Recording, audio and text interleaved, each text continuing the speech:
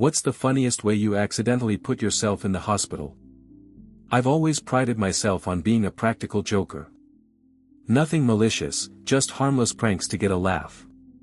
My wife Maria says I have the maturity of a 12-year-old trapped in a 43-year-old's body.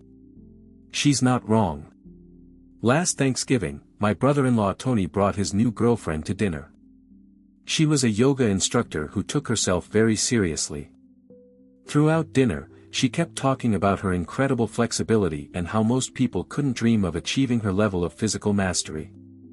The wine was flowing, and my inner 12-year-old was getting restless. As she described a particularly difficult pose, I blurted out, "That's nothing. I can put both legs behind my head while standing on one hand." The table went quiet. Maria shot me her, "Don't you dare look." "Really?" Tony's girlfriend raised an eyebrow. "I find that hard to believe. I should have backed down. Instead, I doubled down. After dessert, I'll show everyone." Maria kicked me under the table. "Honey, remember your back." I ignored her warning. My back had been fine for months, and besides, I wasn't actually going to attempt anything. I just planned to make a funny show of warming up, and then accidentally knock something over as a distraction. Dessert came and went. Everyone had forgotten my boast except Tony's girlfriend, who pointedly asked, "Weren't you going to demonstrate that impossible pose?" My brother-in-law smirked. "Yeah, let's see this circus act." The rational part of my brain was screaming to make a joke and move on, but 2 glasses of wine had effectively silenced that voice. "Just need to stretch first," I said, standing up dramatically in our living room. I started with some exaggerated stretches, getting laughs from everyone except Maria, who was nervously stacking dessert plates. My plan was working perfectly. Then I made my critical mistake.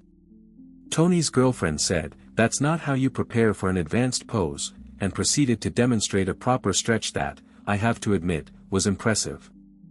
Something primitive awakened in me, a competitive spirit I didn't know I had. I thought, I bet I actually could get my leg pretty high. I grabbed my right ankle and attempted to lift it. Higher, higher. Everyone was watching now. I felt a slight twinge in my lower back, but ignored it. The leg was almost shoulder height when I heard a sound that resembled celery being snapped in half. The pain was immediate and breathtaking. I crumpled to the floor with a howl that sent the cat flying out of the room. "I told you." Maria was already reaching for her phone. "Don't move." Through tears, I gasped, "I think I'm fine," and attempted to prove it by rolling onto my side, which triggered a pain so intense I actually blacked out for a second. The ER doctor later told me I had herniated 2 discs and pulled multiple muscles in my lower back. "What were you trying to do exactly?" he asked while reviewing my scans. "Prove a point that didn't need proving," Maria answered for me. "I spent 3 days in the hospital on muscle relaxants and pain medication."